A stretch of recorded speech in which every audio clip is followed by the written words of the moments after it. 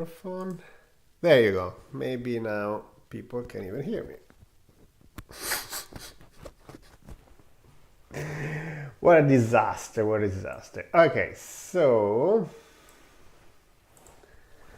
let's figure this out.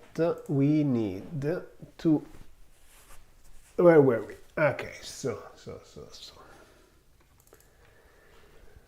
And our understanding this is that the thermodynamic reversibility can be used for measuring and preparing state. That is, we can prepare. So it's not clear whether this I wanted it before or afterwards, but the idea is that we want to start talking about projection and okay, so first we need to again recap what projective measurements are.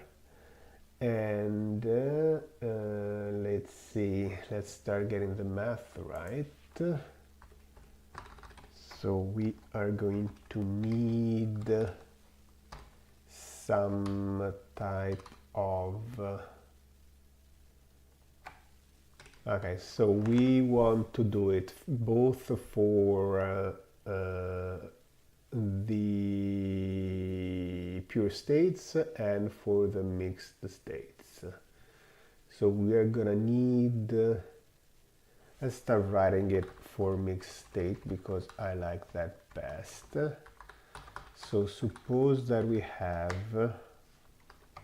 we don't need this, we have an observable O that can be written as the sum. Do we want to write things like this? Because the issue is that this is not going to be true for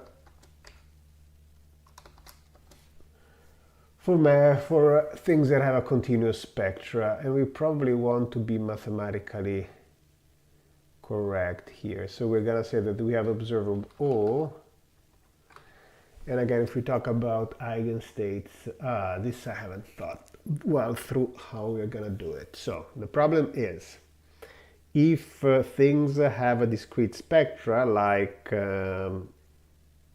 angular momentum, we are going to have we're really going to have eigenstates. We're going to have states in the Hilbert space that are left unchanged. The problem is when we have something like position, those things don't really exist in the Hilbert space, and therefore I can't really talk about them. What are we going to do? What are we going to do?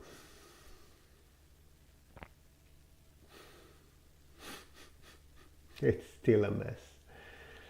Okay, let's pretend that can be written like this, and we'll figure out the more complicated case later. So these are going to be our eigenstates.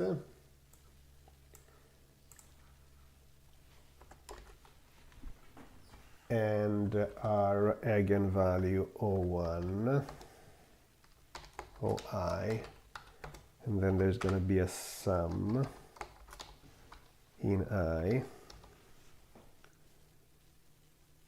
and it's complaining about something. This is the usual thing where the problems are extra. What is it going on here?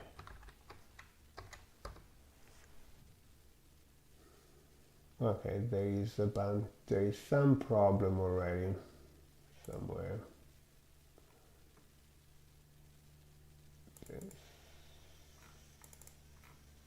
Oh man, the thing does not compile. I don't want to stay there and figure out where the problem is. I'm a little bit tired today. I don't know what's going on. Vediamo. Bad box doesn't help. I hate when LaTeX doesn't give the right. So bad math delimiter and equation. So there is something that I'm doing that is not correct.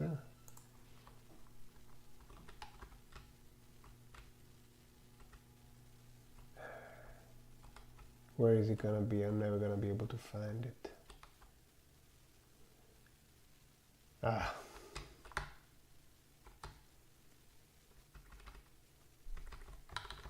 Is this the issue? Ah, okay. So it was just that. What was the problem? Oh, it's just that I can't have a begin and end the equation without anything inside. Okay, fair enough. Okay, so I'm still not well inspired of how I should be doing this. So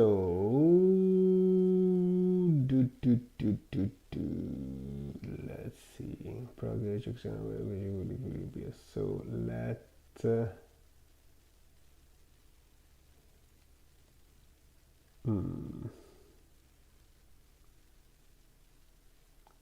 Okay, let's do the easy things first because I'm not so inspired. So we first want to show that every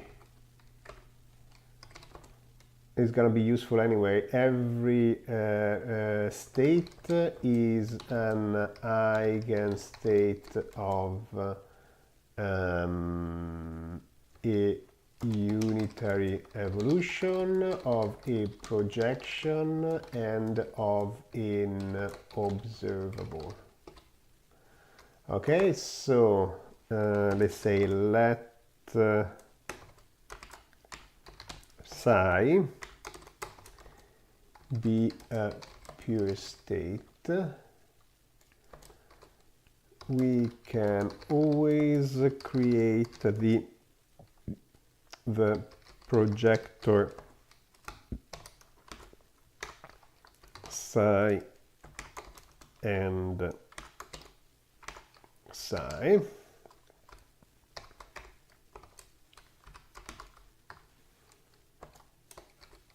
which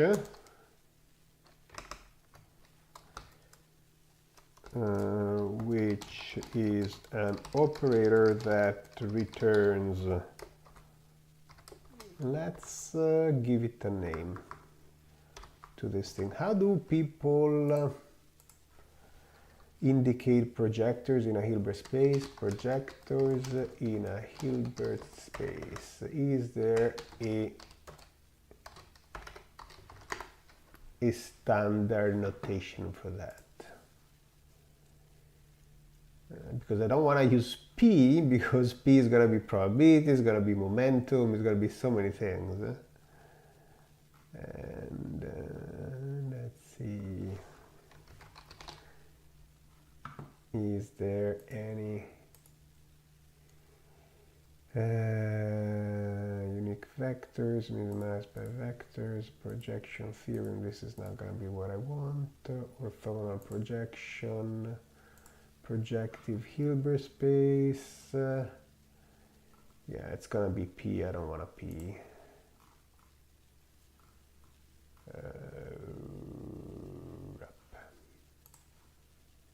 Vabbè.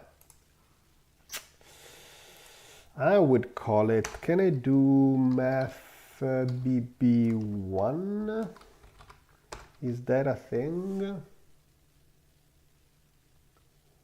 No, it's not a thing.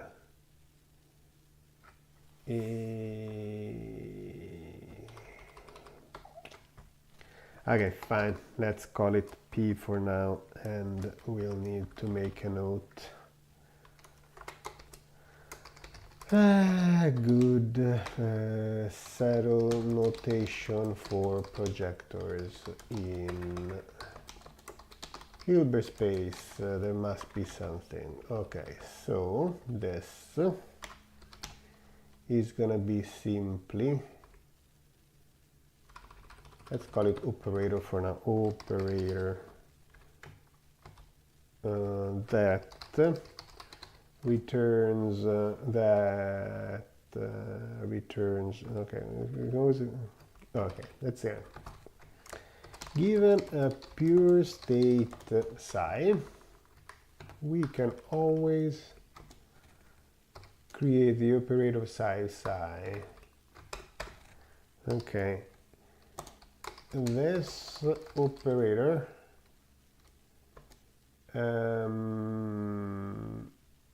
has psi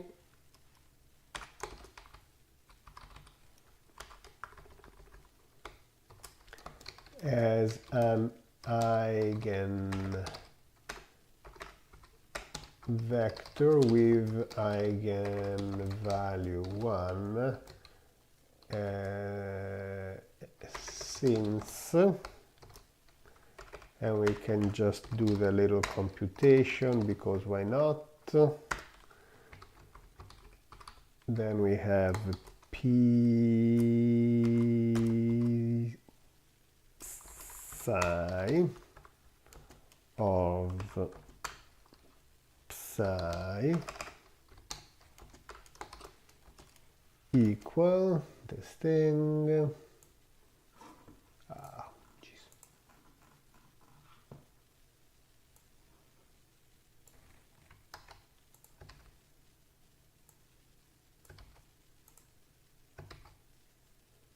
Okay, equal psi. There we go. Easy. And now it's complaining about something that I don't know what it is.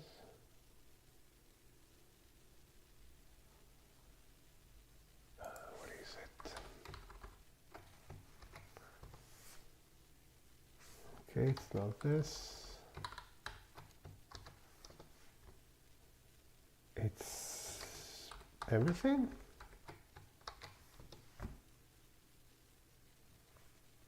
What?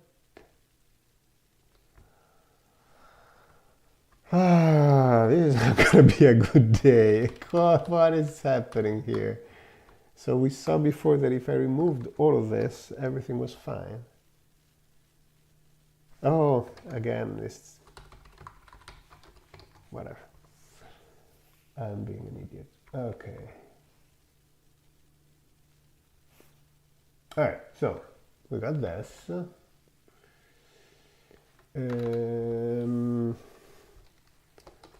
Note that all other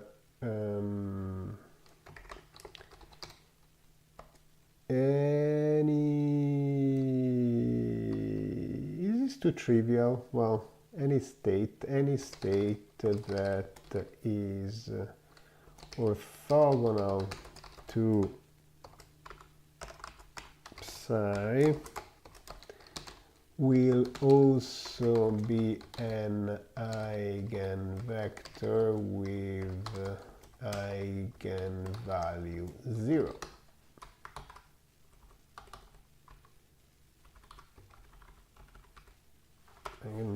We can put it as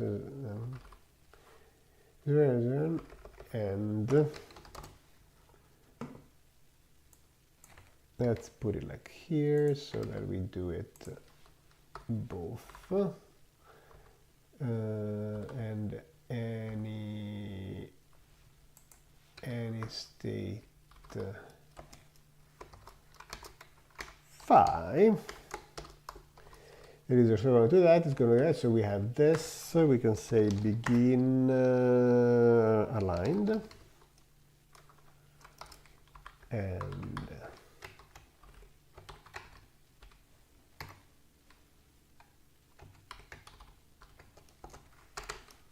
there we go.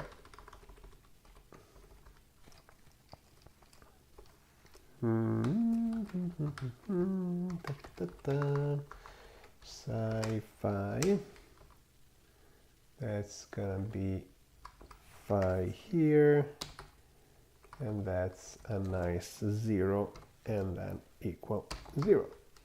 Very nice.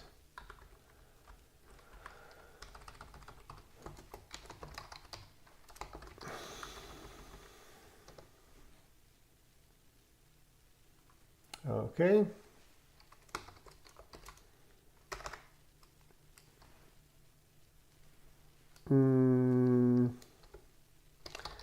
Therefore, and then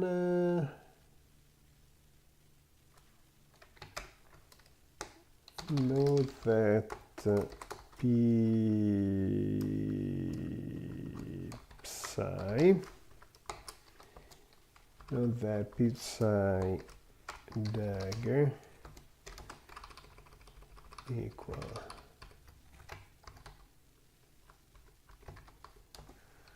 which means that this is a Hermitian operator, and since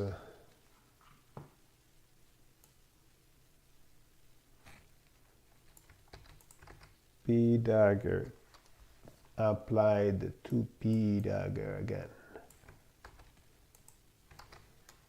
equal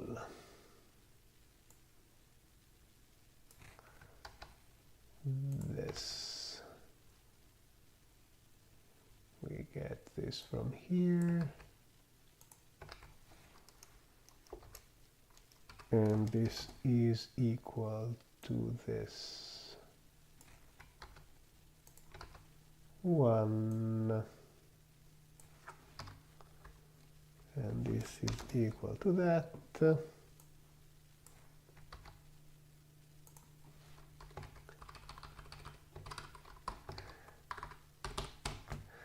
Yes, today's oh, hi Gabriel. Tobias, did you start a new section? I'm starting a section on projective measurement.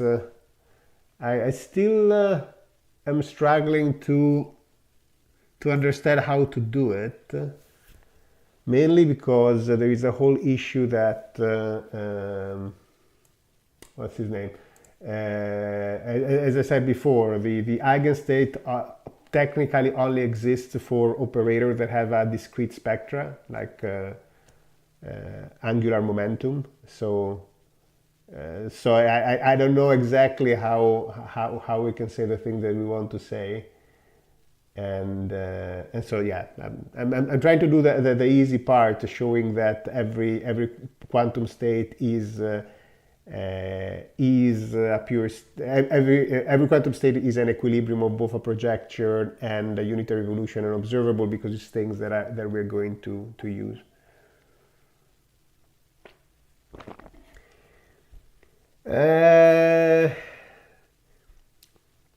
So technically, this is the part that I guess I haven't quite. So the problem is simply that if I have position, I can't just write this, right? This.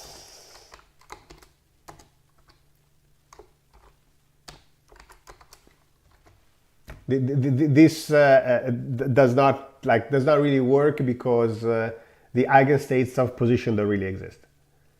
And so since I want to talk about projections as things that have essentially states that remain the same, like that have equilibria, I need to figure out how that extends to this case, to states, to observable with continuous spectra, because clearly that thing is not going to have any state that remains the same if I turn that into a unitary. So that's the part that I guess I need to think a lot more.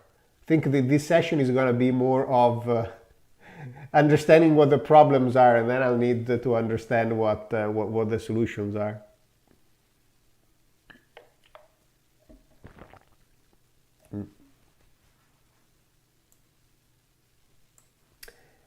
I think we should also find a way for you to join more interactively, because the chat is just yeah. Especially for something like this, it would actually be helpful to exchange ideas.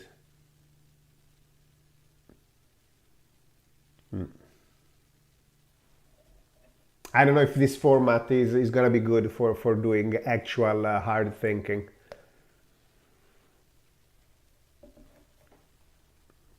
Anyway, let's do the easy stuff first. Yeah, it's completely slow.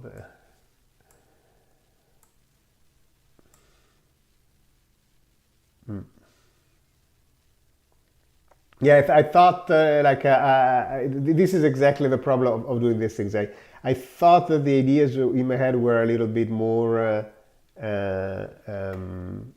developed for this. I think the intuitions are developed, but I probably have to stay there and sit more and you know, just stay here and staring at a camera and thinking is probably not very useful. So let's see, is there any other thing that I can actually make faster progress on? Let's see, of all the things that we have.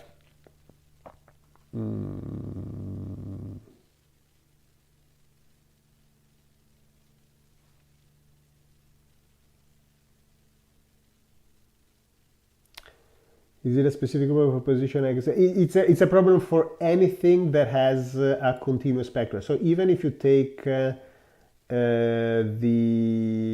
I don't know the Hamiltonian for a hydrogen atom, right? It's gonna have a discrete spectra and then becomes continuous, right?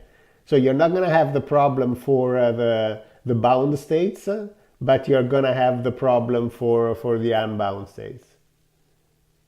It's yeah, basically whenever you have bound states, you have a discrete spectra, and then you can properly talk about eigenstates, right? If you have unbound states, then you don't have them. And so anything is continuous. So in principle, there aren't really like, the eigenstates are not really states. They're going to be delta Diracs, right? They're not really inside the space. And so what are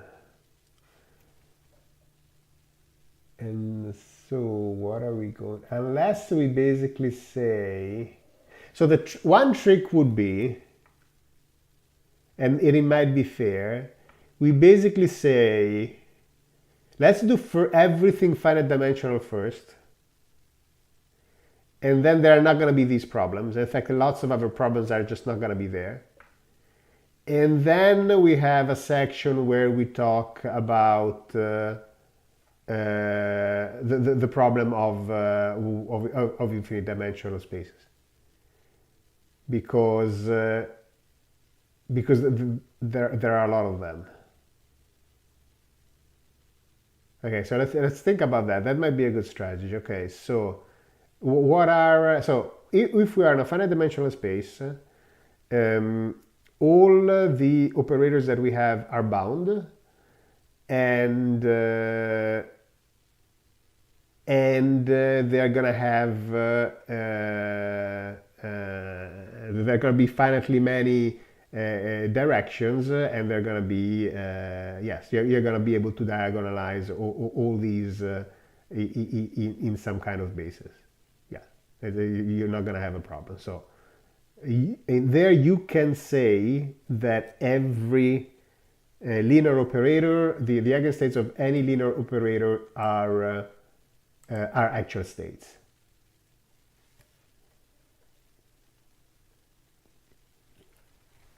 Yeah, exactly. Okay, let's do that for today. Today is going to be completely different. We're going to figure out, finite versus infinite. Yeah, okay, let's do that. Let's do which is basically the hard problem first. Okay, I'll start a new section. I don't even know if I had, yeah, I had a section problem with infinite dimensional spaces. Okay, so let's start developing that.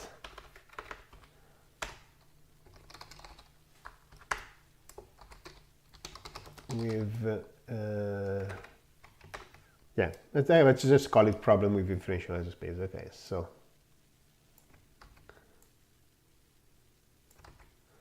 Alright, so these can even be subsections for now, subsection titles. So one of the problems that we said is the problem of continuous spectra. That is, in the infinite dimensional cases, we can construct, we have operators that have a continuous spectra, meaning that they do not have proper eigenstates. For example, the position operator, and therefore the position operator, the eigenvectors would correspond to the delta functions, which are not in the Hilbert space but rather in the space of distributions. Therefore, there are no states with perfectly prepared position, and the unitary transformation generated by position has no fixed points, i.e. equilibria, or eigenstates. Okay, so this is one of the problems, and this is a problem because a lot of people that even do quantum foundation, quantum information, and so on, they always work on finite dimensional spaces, and so all these issues are always swept under the rug, like, and they're not really very well discussed, which is kind of part of the problem, that I don't know exactly how to scope them. So I think this is good that we're doing this. Then this is one problem. The other problem is the closure, like the existence of the domain of operators. That is, in the infinite dimensional case, any unbound operator will have some pure state. Any unbound operator will not be defined on the whole Hilbert space. That is, there will be some states for which let's put things. There will be some state psi for which O applied to psi is undefined. This so this may correspond, for example, to states where like the energy, where one has infinite energy, or a state that is a limit of a sequence for which the energy does not converge. So the idea that is, the state converges in the Hilbert space, but the value of the energy does not. Okay? Big problems, and these are these are the things that are going to be a pain, because they're gonna come in when we are trying to make the equivalencies between the math and the physics. Hi, Kim Plunger. They're gonna be a pain when we're trying to make the equivalence between the math and the physics, because the math is undefined. It's gonna be a pain.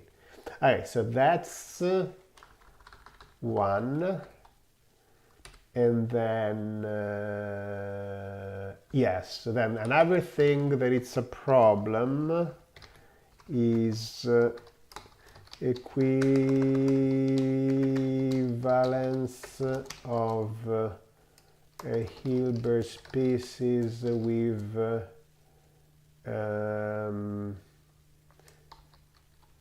with continuous degrees of freedom. So in classical mechanics, if we the state for one particle is going to be isomorphic to mass BBR 6. Okay, let's do it like this. There is a space of for n particles is charted by the position and momentum of all the particles, and therefore it is it's not really just that, but it is and therefore topologically is R6, therefore R6n. All these spaces are different from each other topologically. In quantum mechanics, the state space for n particles is the space of square integrable functions over going through a wave, let's just call them wave functions over math BBR to the 3n. Okay, these, okay, all these are separable Hilbert spaces with a countable basis. All Hilbert spaces with a countable basis are equivalent, as we can write a unitary transformation that maps one into the other, i.e. simply take a basis in each space and map the elements one by one. This means that all the state space for different number of the space for one particle or a billion particles in quantum mechanics are the same space. In principle, then we could imagine encoding the state of a billion particles. We could imagine a quantum channel that encodes the state of a billion particles onto a single one. Okay, so okay, and then subsection, we can mention Schwartz spaces here, and then for let's see, for multiple independent degrees of freedom of position and momentum, the requirement to have all polynomials of position and momentum with a finite expectation value recovers the Schwartz space, which is a dense subspace of the Hilbert space, i.e. any element of the Hilbert space can be understood as a limit, as the limit of a sequence of Schwartz functions. So we have that. Okay, so are there any other problems that I would have in the infinite that I don't have in the finite?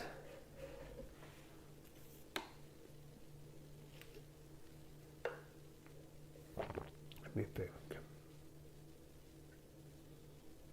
And then how can I see, if we said, okay, let's start doing everything in finite dimensional spaces and then understand the infinite dimensional space as a limit, how can I do that? Because the topology is not going to work. So in principle, if I have something like a position, let's say I have position, and I could in principle turn that into something discrete. So I have ranges of position, and then I make so I basically have position up to an epsilon, and then I basically make a grid of epsilon. Would that work? So I would have at that point, if I think about wave functions, right? Then I would have a wave function that fit, right? So let's say I have an open interval, and then I take the operator that gives me 1 within that interval and 0 in the rest. Then if I have a wave function that is within that interval, then that's an eigenstate. If I have a function that is outside that interval, I have an eigenstate. But if I have a wave function that it's in between, that's not going to work, right? And so in principle, I should be able to see, is it true? Like, is the position operator going to be the limit of like a step ladder that becomes smaller and smaller? I do not know, because this is the problem where a diagonal is not really the limit of a zigzag it's not going to be the differentiability is going to be lost.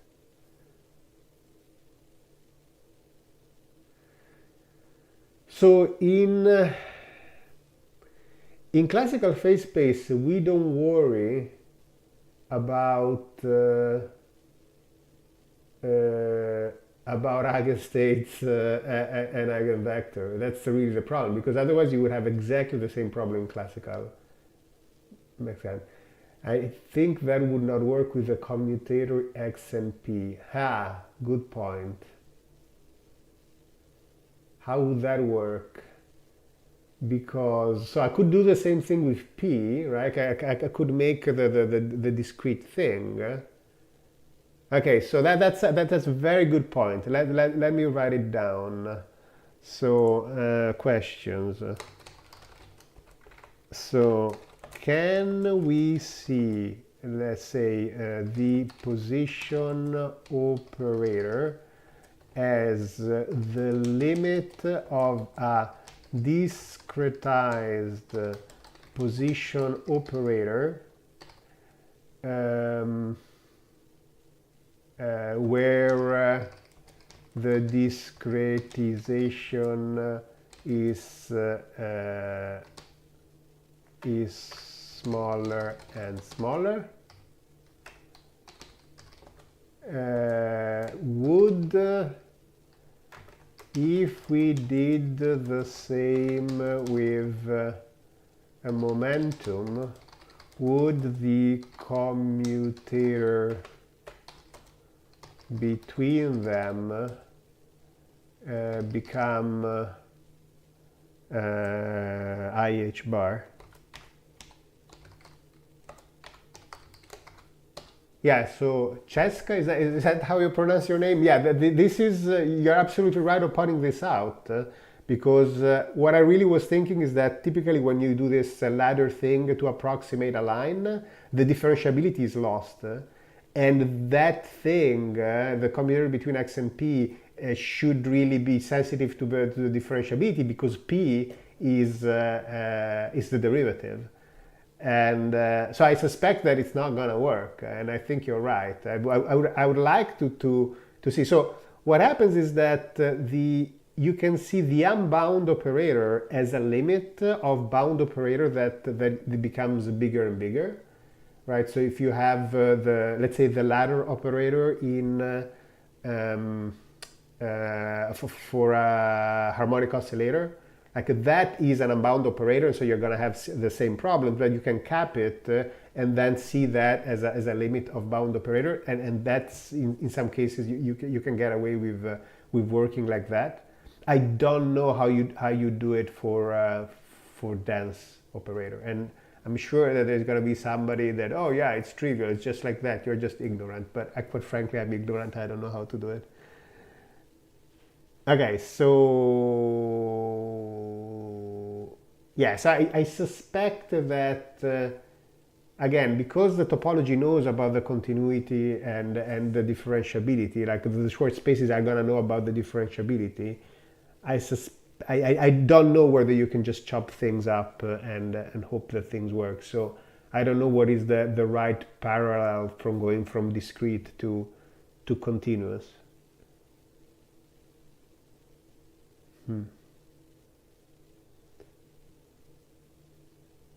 So it should work at the level of probability. So if I need to get the probabilities out, that's what I'm gonna do. I'm gonna take a Borel set, I'm gonna have an indicator of the Borel set, and the expectation of the indicator of the Borel set gives me the probability.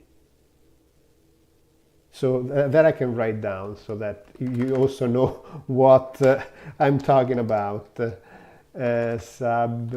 Subsection probability on a continuum for a continuous spectra, for any observables with any spectra, the probability measure can be recovered in the following way. Take a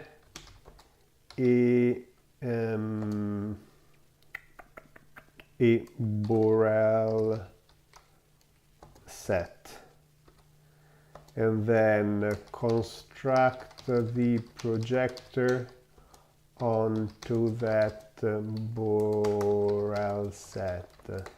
For example, let's do an example.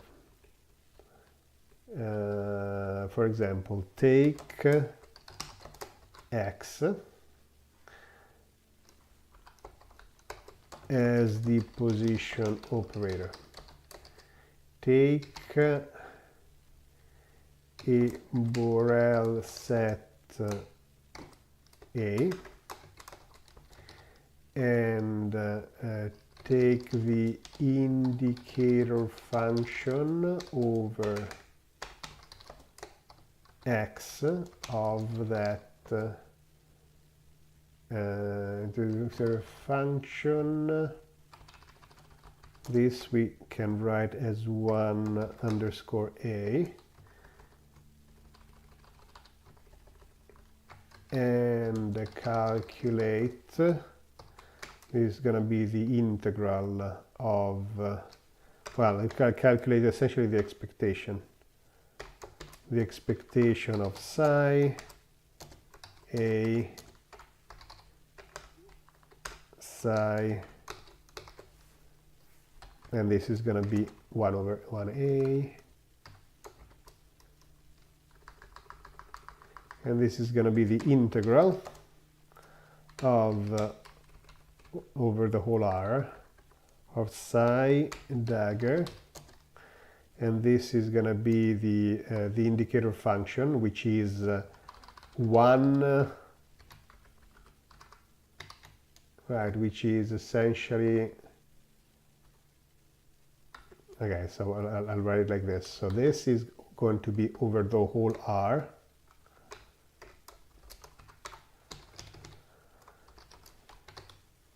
and then I have psi dagger 1a psi over dx, and now 1a is going to be 1 over the subset a and 0 otherwise, so this becomes the integral over a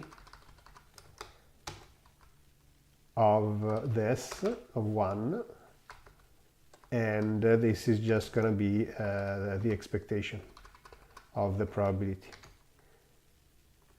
Right, so this is how you calculate the probability. You have essentially you do the expectation of the projector, and you have a projector for each Borel set. And now, of course, I made some mistake, and now it's going to be impossible to know what it is. Let's see, is it inside here? No, it's not inside here.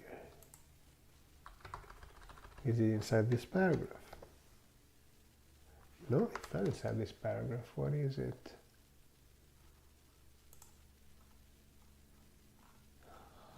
Ah.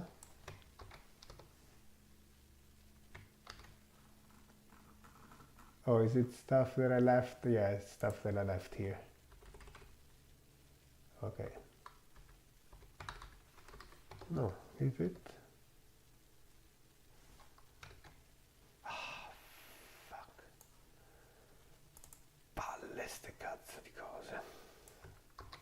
I should swear in Italian so that it doesn't understand that I'm swearing. What is the error? What is the... Ah, there it is. Okay, fine.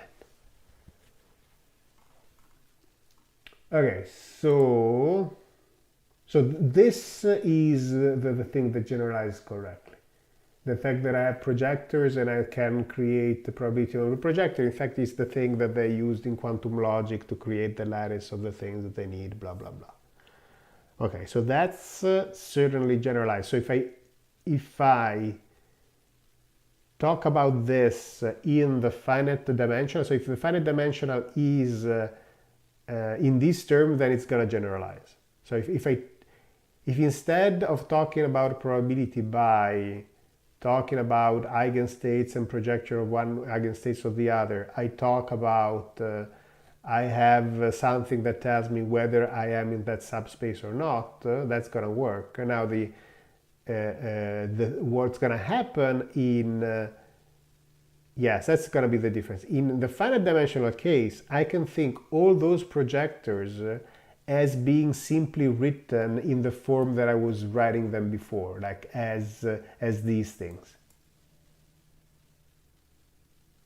I can't do that in the infinite dimensional case. That's gonna be the thing. Okay, that actually is already a step. So I can do the finite dimensional case pretending that all projectors are those things, and I will still have all those projectors in the infinite dimensional case anyway, because given a state, I can always write that thing. So that's still going to be true. But it's not going to be true that I can always think of any other thing that is a projector in terms of a sum of projectors that are on single states. Yeah. So when I'm in the finite dimensional case, I'll be able to fudge it. I'm basically saying, oh yeah, it's like this. I take these things and I won't ever say that every projector can be written like that, but it will be so happen that I will write every projector like that. And then at the end, when you say, oh, we're going to do the finite dimensional cases, you might have thought that every projector can be written like that. No, it's not the case. But you can always do the thing where you take a Borel set and have a projector for that. Now, I don't know that I can demonstrate that, but yeah, that's the part that I don't quite understand. How do you do? Because it's not a change of basis. So this is where I feel that people try to make something look like the finite dimensional cases because in some way it's convenient. But I think it just makes since it's not, things just become more obfuscated and. Yes, yeah, essentially, an infinite dimensional operator is not diagonal. It's not. It's fake. Like uh, you can pretend in some sense that these things exist because they exist in the space of distribution. But then when you are in the space of distribution, the inner product is different. Like if you think about it, if the inner product of let's say a wave function with a delta Dirac, right? Gives you the value of the delta of the wave function at that point, right? When you make the inner product with a delta Dirac with itself, right? If you apply the same logic, it would give you the value of the delta Dirac at that point, right? So if I have a delta Dirac that is set at 0, right? And I make the inner product with the delta Dirac, well, the delta Dirac at 0 is infinity, so if the product with the delta Dirac gives me the value at 0, I should get infinity. But what you want to say instead, that the inner product between two delta Diracs is 1 if they are on the same point and 0 if they aren't. Because that's your intuition. You want to say that different points are orthogonal while the same point it's the same thing. So it doesn't really work, but it's convenient when you're doing the math to make these expansions. And I do think that it's like you're doing something that it's different. I think there might be a way to understand that better, but somehow it's not how things are set up. And so okay, so yeah, so the thing that it's not clear to me, as I was saying, is that when you go to position and momentum, we're always kind of thinking that as a change of bases, but it's not quite a change of bases. It's a change of representation, right? Because you have one linear space and you have another linear space, and you basically say, oh, I map thing from one thing to the other, and I can go from one to the other and backwards, and it's a unitary transformation. So I can go back and forth.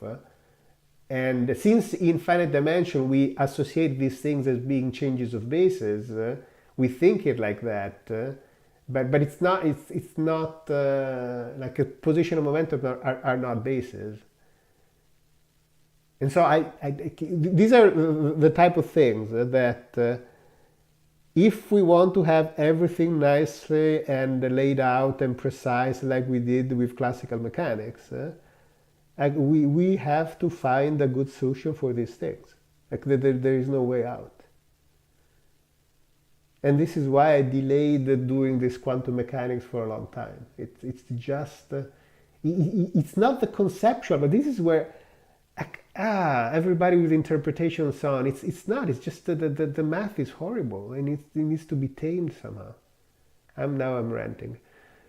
Okay, so what we concluded is that when we are in a finite dimensional space, everything is nice because I can think of any projector as any Hermitian operator as something that I can diagonalize, and it's really expressed as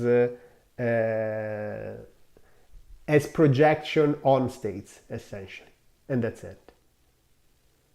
And if I have an infinite dimensional space where the only operators are discrete, the thing generalized nicely, because I could just say, I look at the bound operator and then I make them, I get bigger and bigger, and therefore my limit of, let's say, number of particles or excitation state, it's that. It's just a discrete, and I go and get them.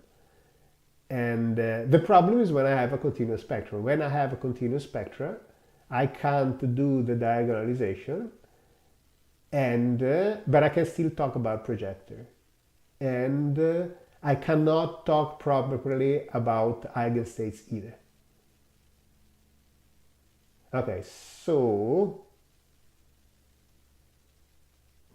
what does it change for the argument that I want to make? Because the argument that I want to make is every state is an eigenstate of some operator. That's okay. I'm not saying that every operator has eigenstates. Like, do I ever need that? Do I ever need that?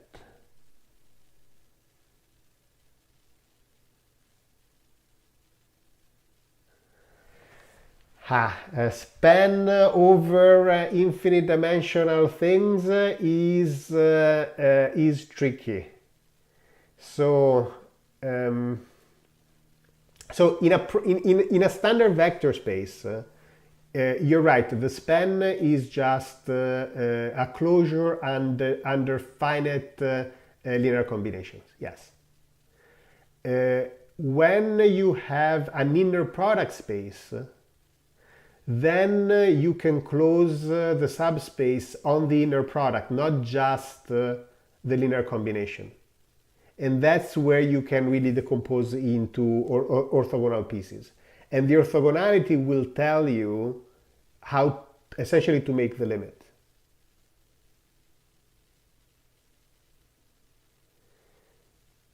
So even in an infinite dimensional space, I can express any vector as a linear combination of finite subset of basis vector. It depends on what space you are.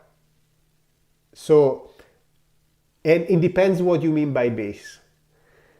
There is in every vector space, you can find a basis such that every vector is a finite linear combination of that basis. But it's not going to be the basis that you think, the orthonormal basis. They have names.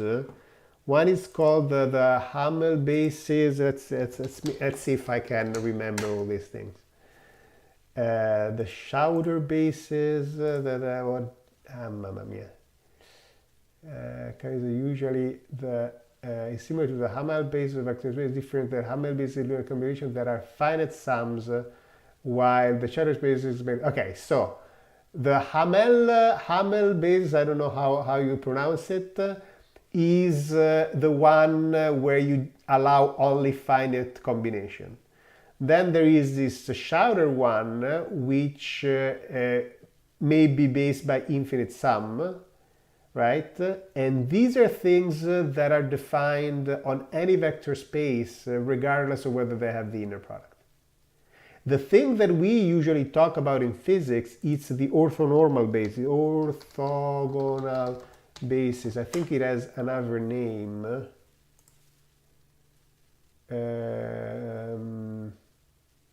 No, it's called the orthogonal basis. Yeah, and the orthogonal basis needs the inner product. And all the things that we do in Hilbert space, normally in infinite dimensional spaces, we do it because we have the inner product. It's the inner product that tells you how the space decomposes, not just the linear span.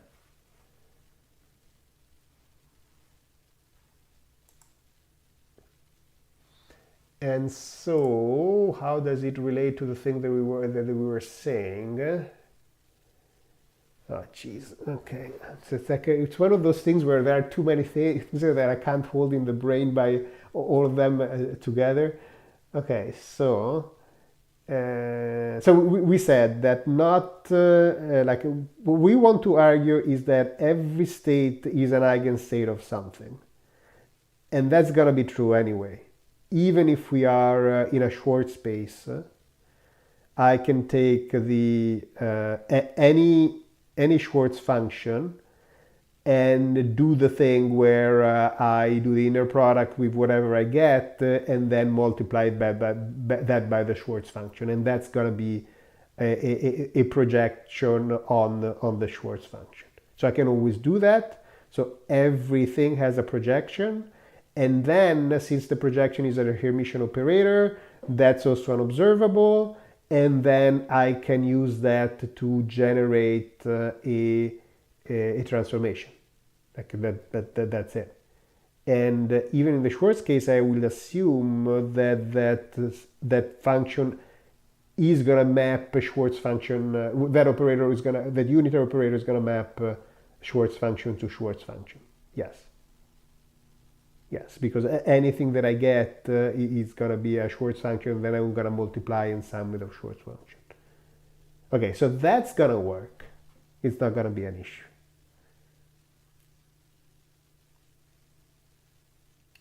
So what is the thing that they're going to be an issue is just that I can't see every operator as something like this.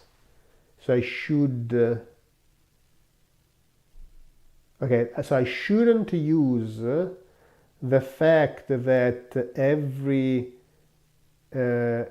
operator is an eigenstate, every state is an eigenstate of something to understand operators. I should use the statement only to understand.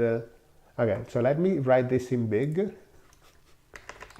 Okay, so let's do a section that is warnings. Okay, so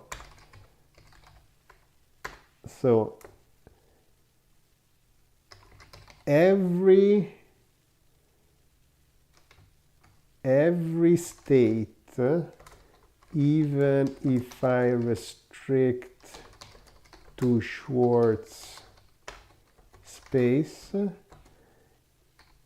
is an eigenstate of some projection, operator, and unitary, because psi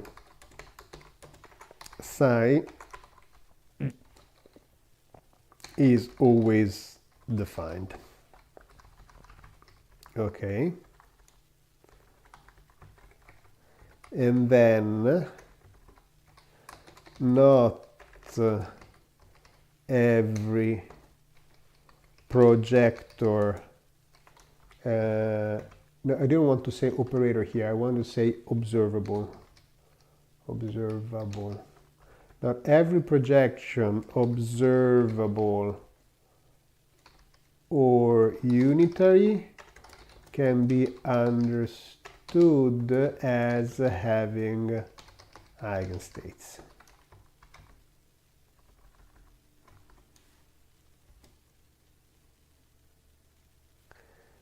For example, let's say projection on a Borel set of position. Okay, so I think that that's the thing that we need to keep it in the back of our head.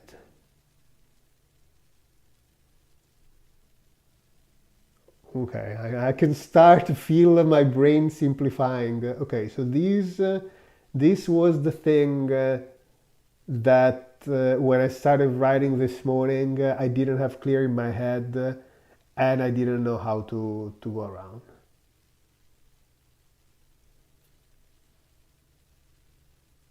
So now the question is, can we do everything with that we want with just the first thing?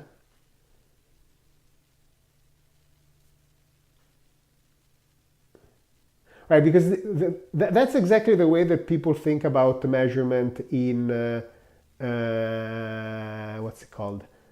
In quantum information. You pick some states, you pick some some operators that sort of break down in some states, and then you do your POVM, which is always going to be defined by something like that.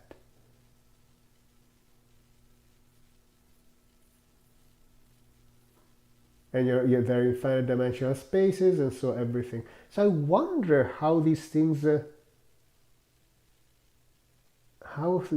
change, like how open quantum systems change if you have. This would be nice to have somebody who knows more about these things. How do open quantum systems change if you can have like Lindblad operators or jump operators that are not expressible as some kind of diagonalized version?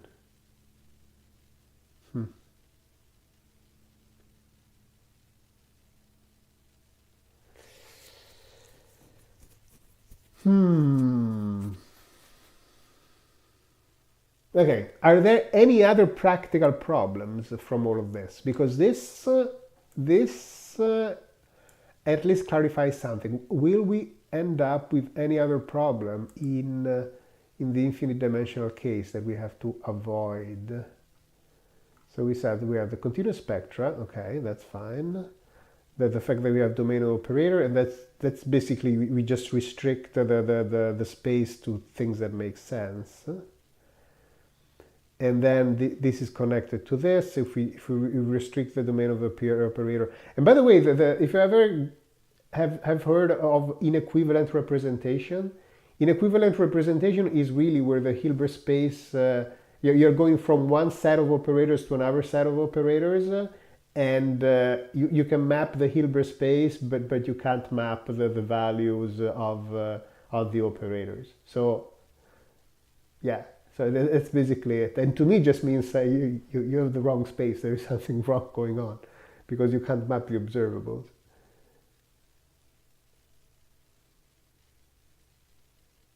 Okay,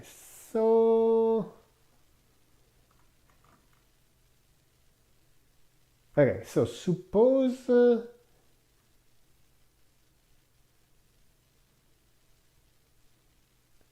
left to right eigenvectors. This is I've never heard. What is a left or right eigenvector?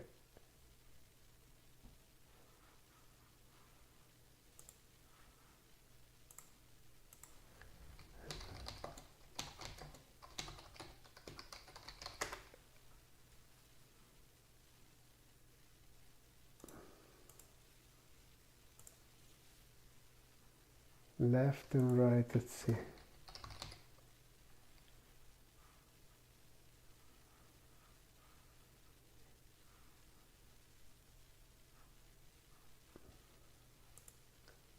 I'm trying to look for, let's see. The coherent state is not a left eigenvector of A, but a right.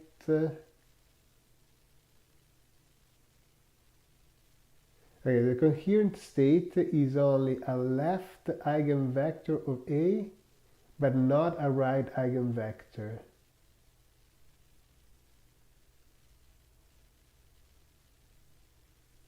So does that mean that like you're switching, so you're seeing whether the operator applied to the state remains the same, or if I apply, well, I can't apply a state to I really don't understand what.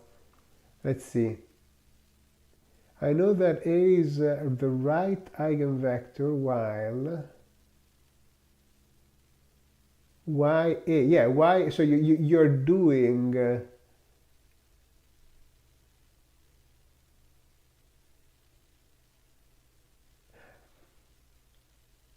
Oh, so you are applying it to. Like you're doing the bra. You're looking if the bra is an eigenvector instead of the cat is an eigenvector. That's the idea? Yeah, it might be the difference between. Oh, right. The A is not self-adjoint. Yes. Yeah. Yeah. Yeah. Yeah. Yeah.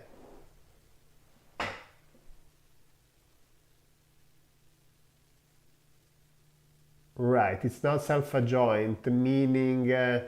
Does that actually what self-adjoint means? That the right eigenvector are the same as the left eigenvector? Like whether if the cat is an eigenvector, the bra is an eigenvector? I never thought about it like that.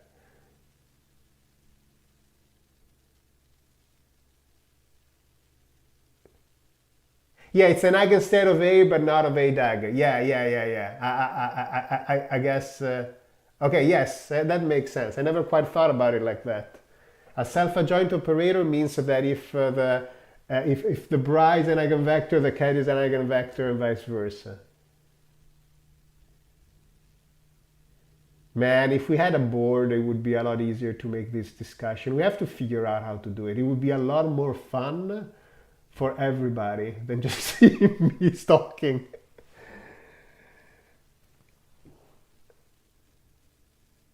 Do you guys know if there is an online board that could be used that we could put the link before we start and then people that join we can go in there, at least scribble. The audio I still don't know how to do it, quite frankly, because there's going to be the problem of the feedback loop between the stream and people listening. So that I really don't know.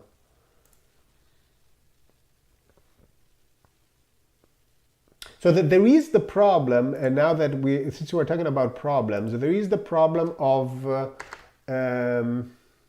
yeah, something like a Zoom whiteboard, but better because the Zoom whiteboard is not that great either. So there is, now that I think about, since we're talking about those things and we're talking about problems, this is going to be the problem. I should change I should change the title of the live. It's like problems in quantum mechanics. That's more the. Okay, so there is the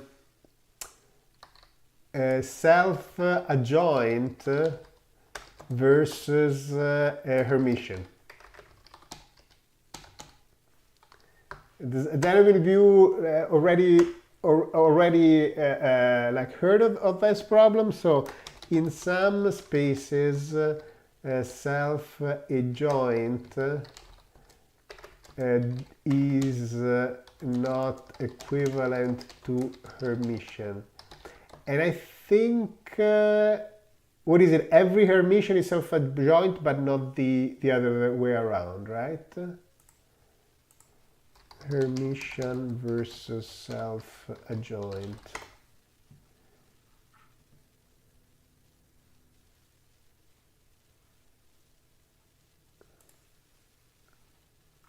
Let me see. Right, and there is symmetric. You know what? I can even put this link for now. So, what is the URL? Yes. Or I can put href, right?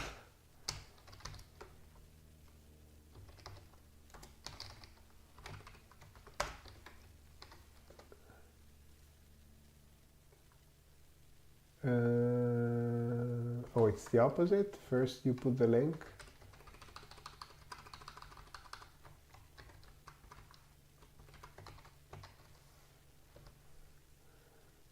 Yeah, very good. So let's put it like this. So the canonical example, and I don't quite know what to do with this because I don't know whether it's a real thing or is just a symptom that you don't have the right space, right? A mathematician, of course, is going to go and study that space and so on, but I wonder whether it's something that is that it's a problem. So there are three things, right, that also here are pointed out. There is symmetric. It's Yeah, but here is Hermitian is saying that it's bounded, and typically we don't want these things to be bounded anyway. And so this is also where the mathematical definition are not really quite.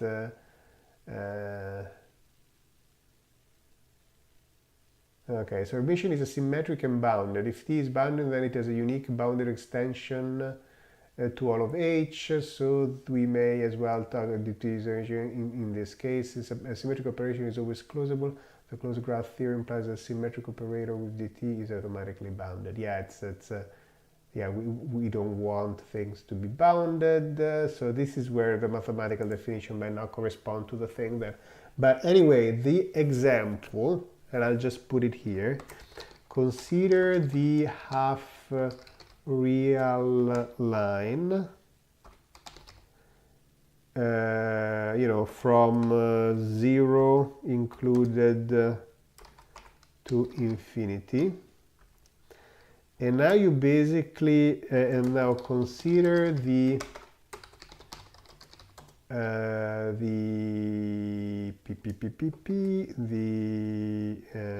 momentum operator, which is yes, I math h bar partial x, and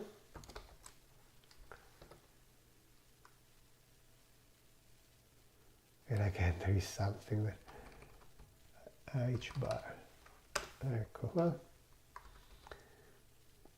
Okay, and now the issue is gonna be, if I remember correctly, that the exponential is an eigenstate of this, because we can have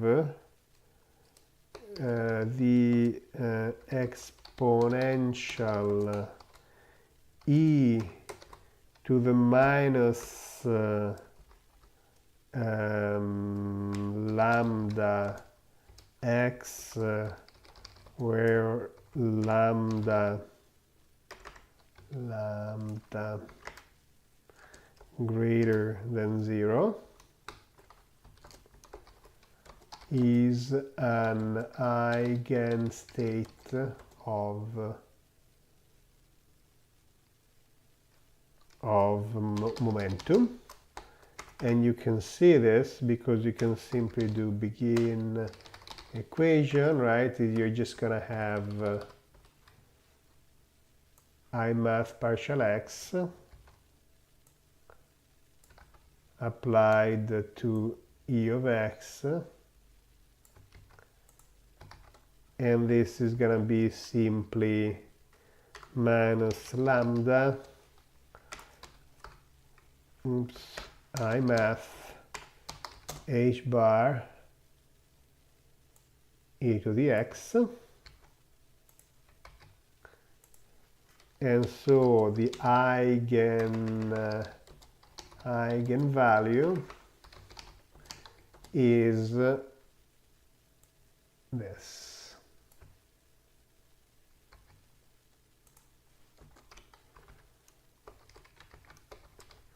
Which is imaginary. And now, since the eigenvalue is imaginary, it's clearly not a Hermitian operator.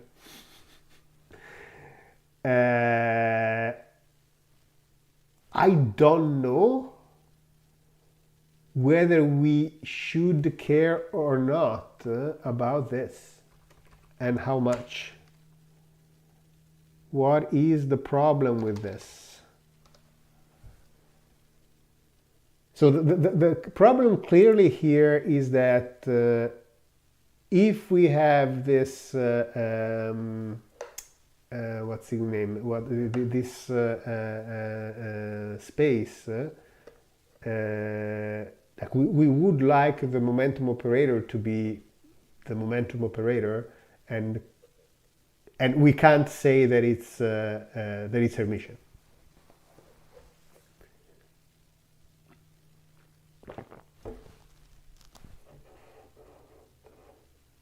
So yeah, I don't quite this is where some other, in some other live, I had this problem where I wanted to talk about the self-adjoint, and then I didn't have the term for anti-Hermitian on the self-adjoint. Because in principle, the fact that I can go from one side to the other is more the self-adjoint than the Hermitian property.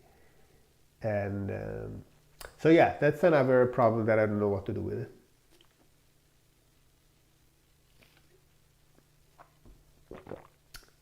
Oh, does this happen in a finite dimensional case? I don't think so, right? So this is again, I think, another problem that in a finite dimensional case does not happen.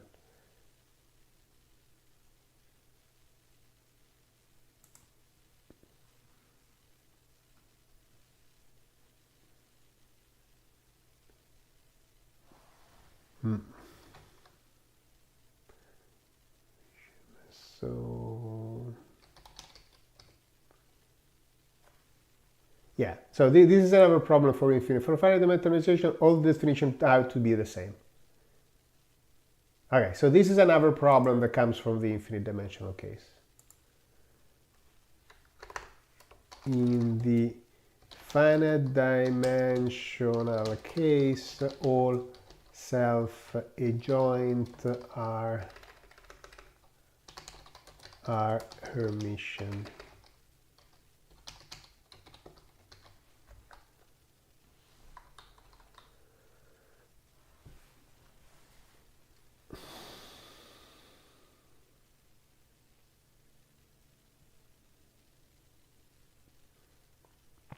Okay, so is there a way to...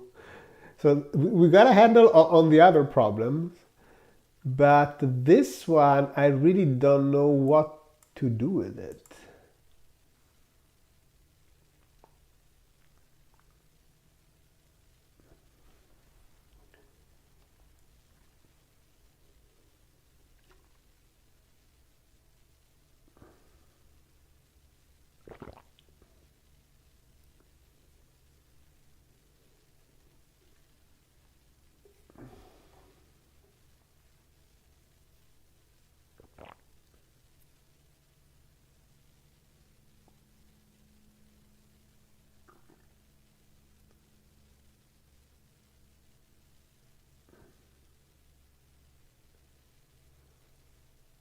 Maybe we should look at this definition closely and see whether we care or not. So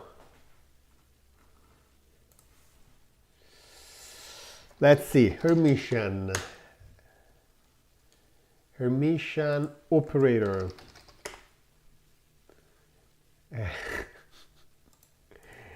Fantastic. You look for a Hermitian operator and it looks and a self-adjoint comes out. So already it tells you that there is some problem. Okay, so in mathematics, especially in operation theory, each leader operator A on an inner product space defines a Hermitian adjoint operator.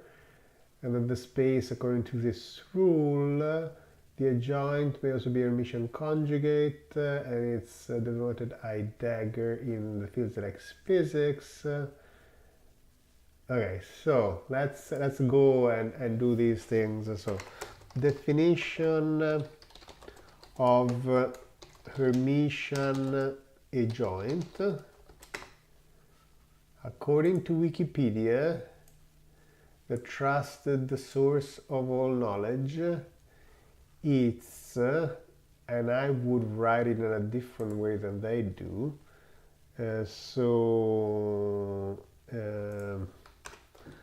Given, let's call it O, the Hermitian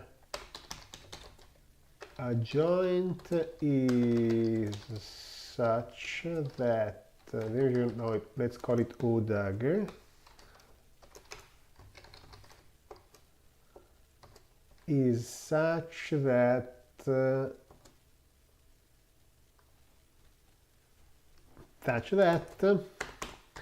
begin equation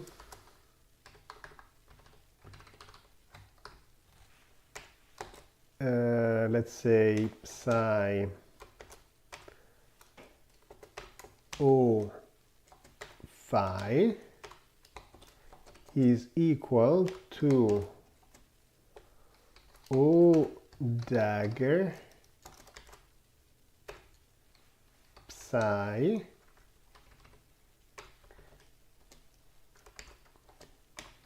phi, need phi, not psi, otherwise this is not really useful.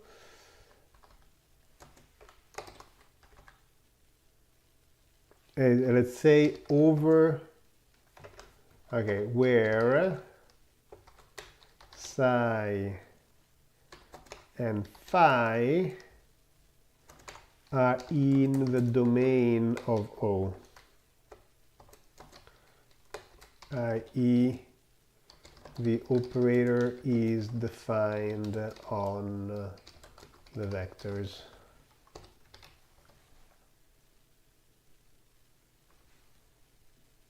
Okay, that should be the definition of Hermitian adjoint.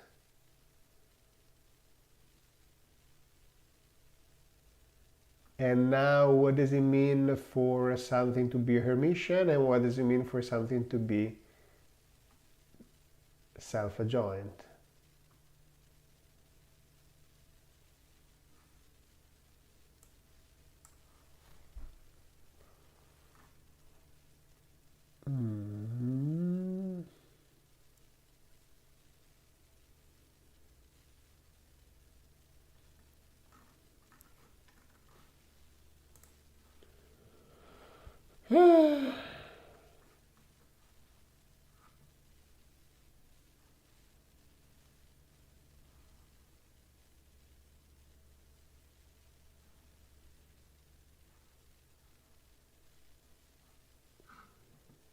Okay, so let H be a Hilbert space and A an unbounded, not necessarily bounded operator with dense domain. This condition holds that automatically where H is finite dimensional, since the domain of A is equal of H for every linear operator of finite dimensional space. The graph of an arbitrary operator A is GA something. Okay, it's the graph. An operator B is said to extend A if the graph is bigger. Let this inner product be conjugate linear on the second argument. The adjoint operator acts on the subspace domain of A star consisting of the element Y such that okay, the densely defined operator A is called symmetric or Hermitian if the domain of one is smaller than the other. Equivalent is symmetric if and only if the domain of A star is bigger than the domain of A, is dense in A, symmetric operation always closable.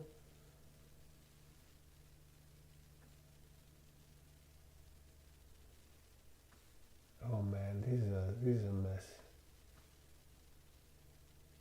And then say if an operation is self-adjoint if the thing, if A equals A star, that is if and only if A is symmetric and the domain coincides. So it's a whole problem of domains.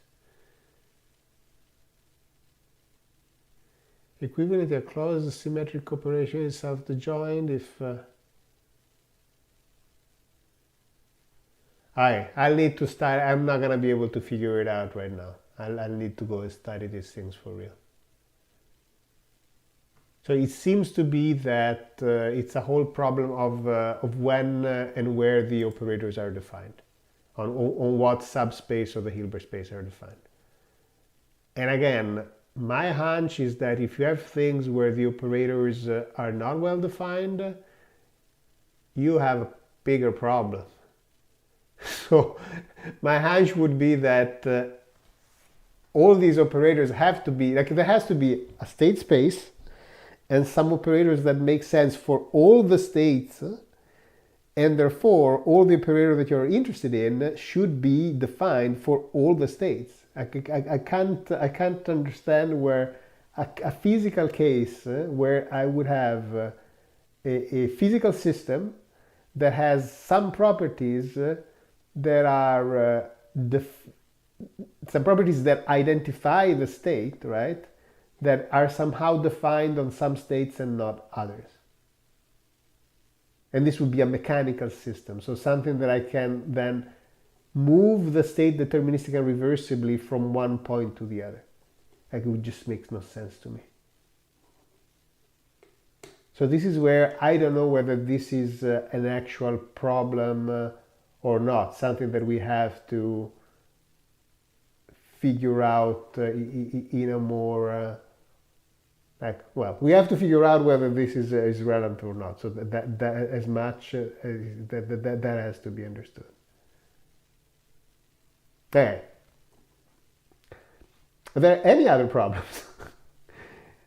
and again, also this disappears in the finite dimensional case. So all these things that we've talked about today are things that are in the infinite dimensional case. So when they are in the finite dimensional case, we can pretend that all this doesn't happen. And so again, this would probably point to the direction, do everything in the finite dimensional case, and then build the intuition there, and then extend and see what the problems are.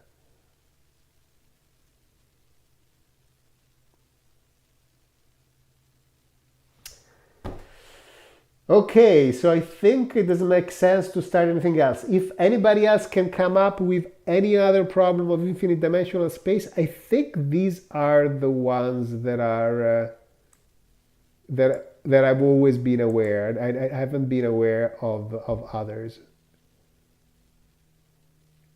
So I guess I'll open up to questions if people have questions. Otherwise, we call it a day. We didn't do much today. Well, we did important stuff, but I would have hoped to. I was naive. I can't go and write stuff if I don't have these things clear in my head. So I exposed my ignorance live on YouTube. There you go.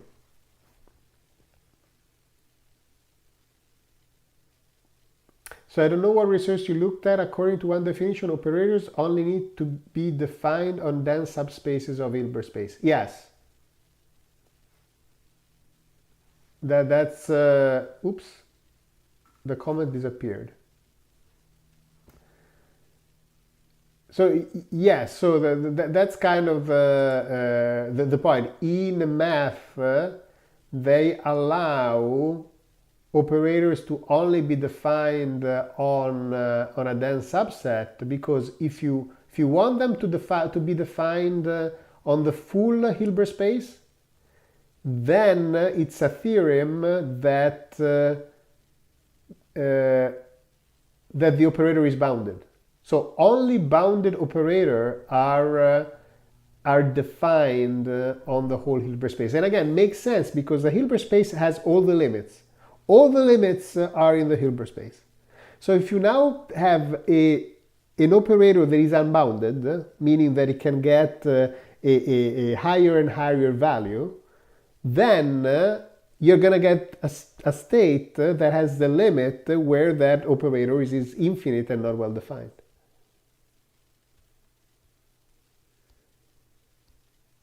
And so since in quantum mechanics you say, oh yeah, but I want to talk about position and momentum, and position and momentum are unbounded operator, then mathematicians have developed techniques to say, oh, okay, then we're going to be able to talk about these operators even though they're defined all in a dense subspace instead of the whole space.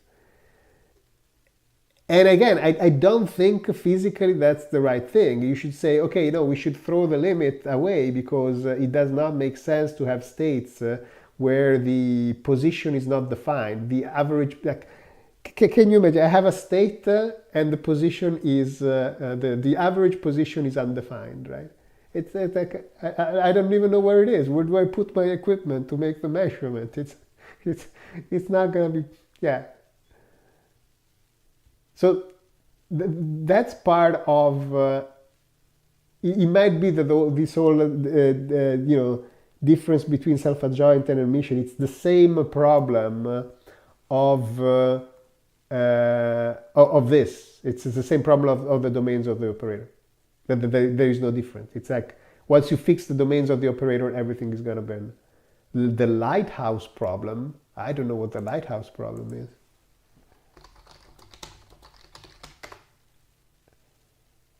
The lighthouse problem. And the lamp at the top of the lighthouse is visible from a boat that is at 32 kilo. If a distance equation is straight line from the lamp itself, what is the height above? I don't think this is the lighthouse problem. What is the lighthouse problem, Tobias? I don't think I'm finding the correct thing.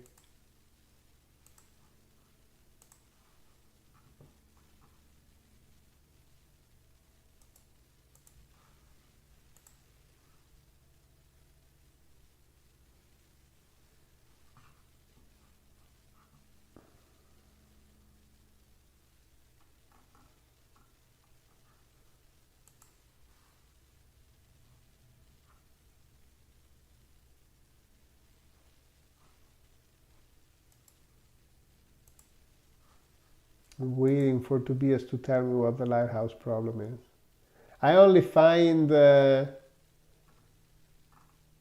physics problems that are trying to solve. There is a lighthouse emitting lights and so on, but I doubt this is what you referred to.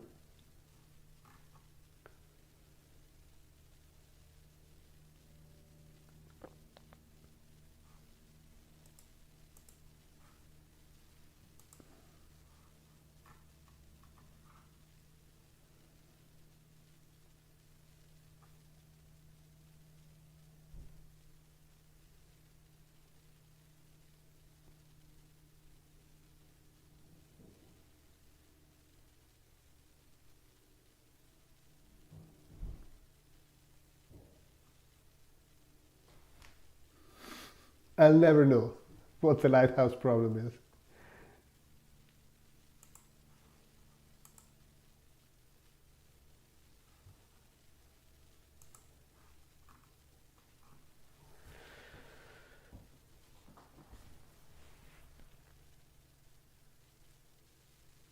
About off-topic questions, yes. Your covariance model for parameters, are the average taking over the action angles?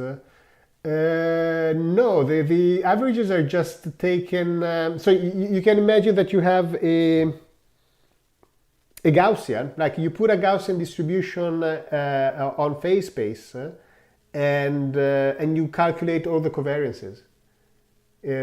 So you know they are variance of position and momentum. I don't know if it makes sense.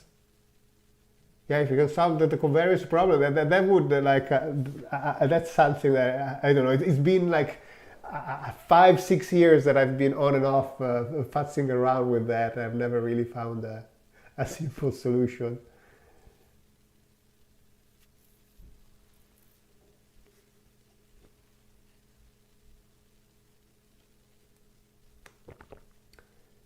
Canonical ensemble averages. Yeah, like integral of rho p square, right? That would be the minus the expectation, right? Yes, the canonical. What's it called? The moments, the central moments of the distribution. Like that's it. There's nothing weird. It's that. And if you have a Gaussian and you have a quadratic Hamiltonian, the Gaussian will remain a Gaussian because the field is linear. And so you're just moving around the Gaussian and stretching it and doing weird things to it.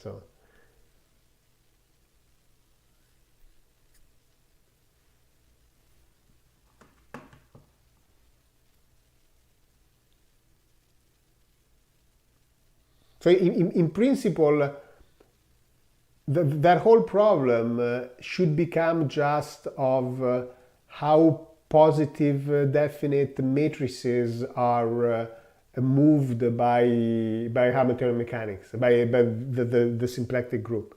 Because if you do the calculation, again, you're just going to create this new thing and you're just going to have another covariance matrix. So the Gaussian is going to be moved to a Gaussian, and so the what at the end of the day Hamiltonian mechanics is going to do is just change the matrix of the, well, it's going to change the average as well. So it's going to change the vector of the average and then the matrix of the standard deviation. By the way, Cheska, where are you from? If I, if it's okay, if you don't want to answer the question, you don't have to.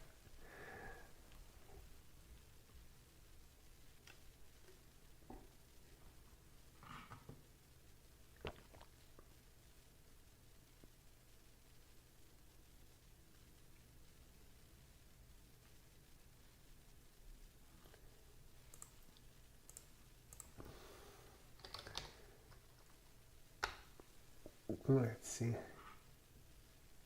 Ah, from Germany. Well, Tobias was originally from Germany as well.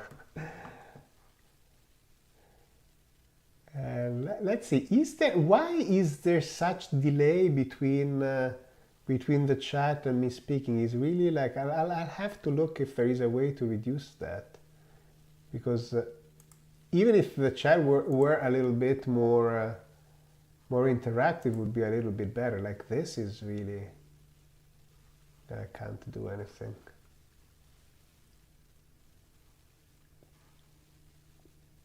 Okay, so Tobias does not talk about the lighthouse problem. Should we just close? Is there any other question? I'll wait another 10 seconds. No, well, 10 seconds is going to be too little. I'm going to wait 20 seconds to see if there are any more questions. Otherwise, we'll just close the live.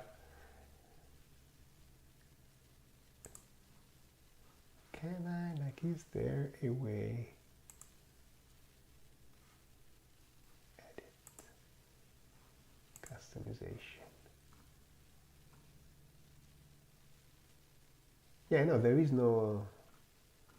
There is an actual way, I don't know why, to put to slow mode limits how often people can participate between message sent. Ah, that's what it is. I can basically have... for what course is the PDF? You mean the one that I'm writing? It's a draft for the book. It's so we have the Assumptions of Physics book where we put everything, and for next edition I want to work to add the reverse physics chapter of quantum mechanics.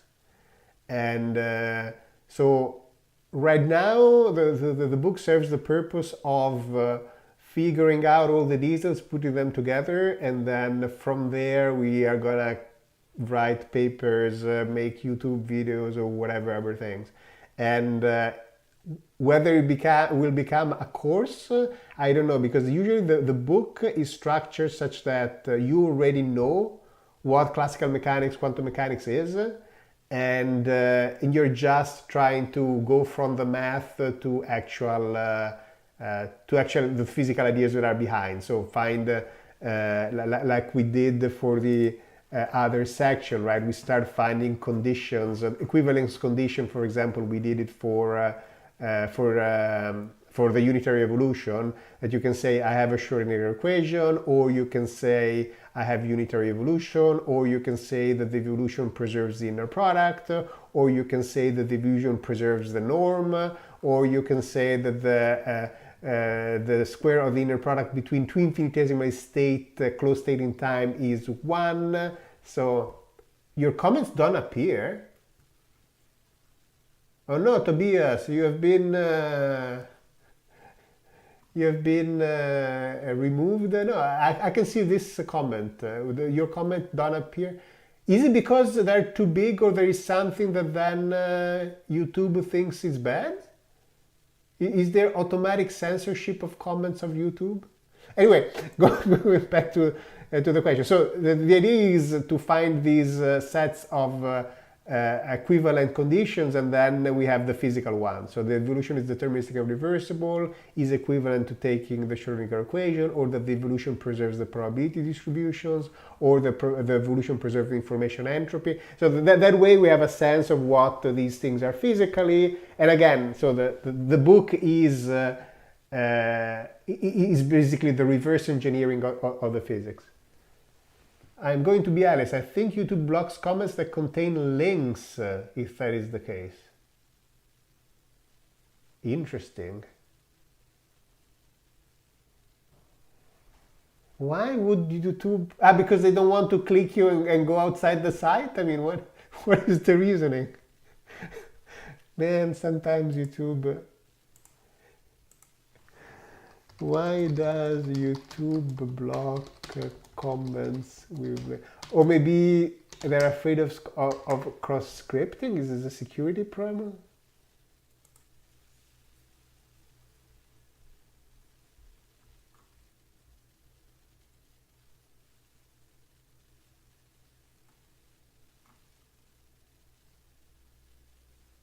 Okay, boom. So a lighthouse is a distance L away from an infinitely long straight shoreline.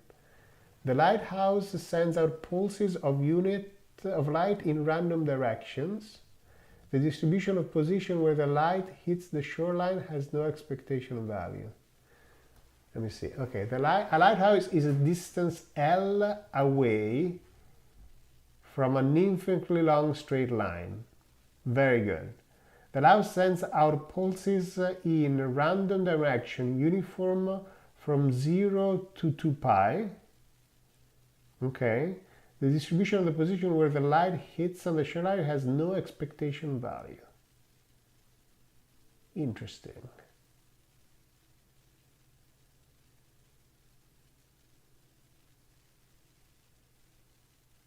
That's interesting.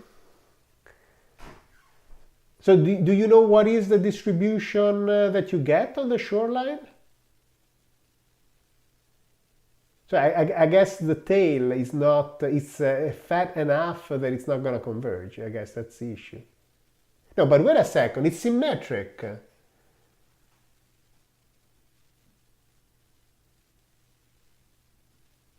It's going to be symmetric, so the midpoint is going to be the average.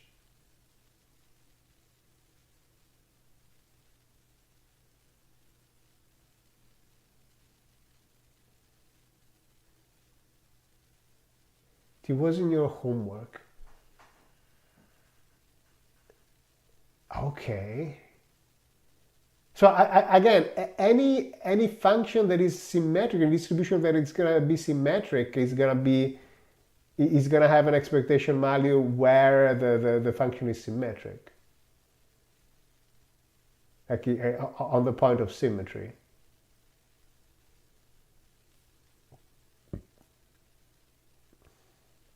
Do you know how fast? Because I would still think. Yes, but it depends on how you take the limits of your boundary value.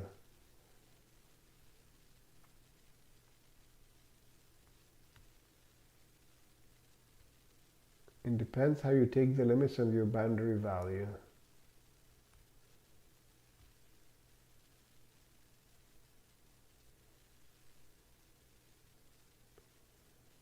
So I can understand that if you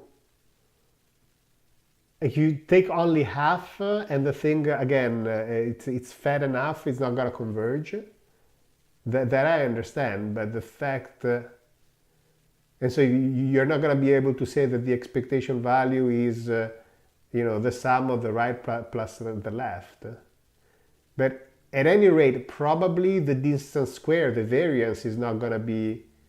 The limit of a and b, integral of a to the b is not the limit...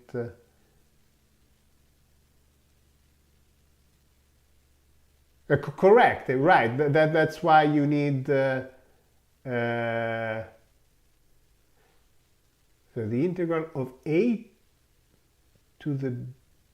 Oh yes, you're taking... Yes, that's why you have to make it symmetric, and if you lower bound, go to infinity, first it breaks down. Yeah, I completely agree, And probably you're going to still have the problem that the variance probably is going to not converge as well, right?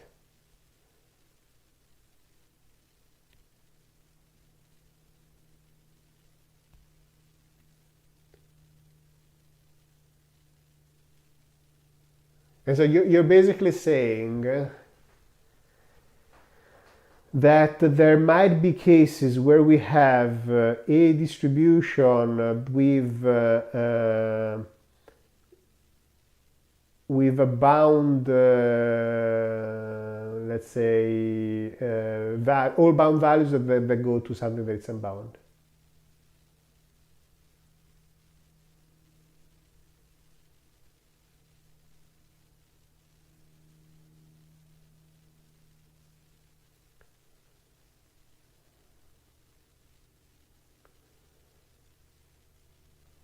Hmm.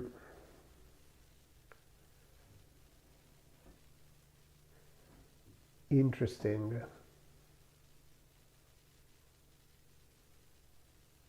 Okay, I'll have to think about that. Because you're basically saying since the distribution is uniform on the angle, then I can definitely create that.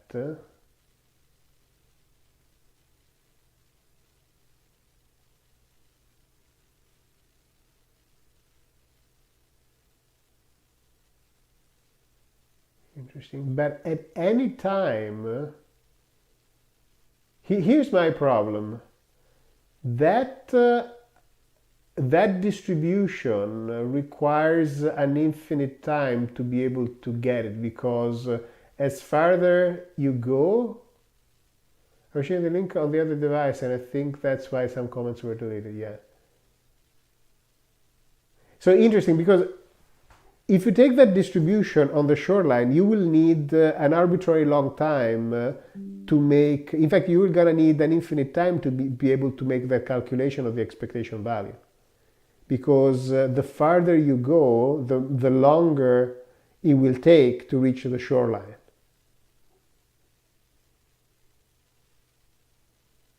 So if you made the average intensity instead of the average position, like how do you calculate the average position there? Is it the average the position? So yeah, how does it work? So you are assuming that you send the things and then you see where they are. So you're gonna have a distribution that is uniform and you project it out, right? That's just what you're doing. You're not looking at how the intensity that is uniform gets spread as the intensity graph, correct?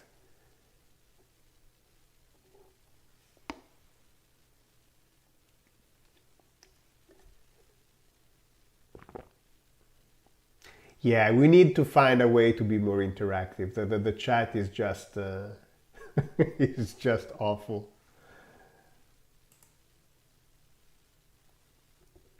We need to find a way to be interactive, and then find since there are few people that are following anywhere, we can give invitations to people and join some type of more interactive way to talk. I'll need to find some thing. The problem is that they're all gonna have to be paid thing that are gonna ask me lots of money. It's gonna be that. Okay, let's close it up, Tobias, and maybe we can talk about it some other time, because it's 2 hours now, so we should stop. Thank everybody for participating. I really appreciate. I'm going to be Alice Cheska, I guess that's how you call it, and King Plunger also before that said hi. I really appreciate so I want to encourage people to participate more, and so that it's a little bit more fun. Okay, so I'll stop it here. Thank you again, guys, and see you next week.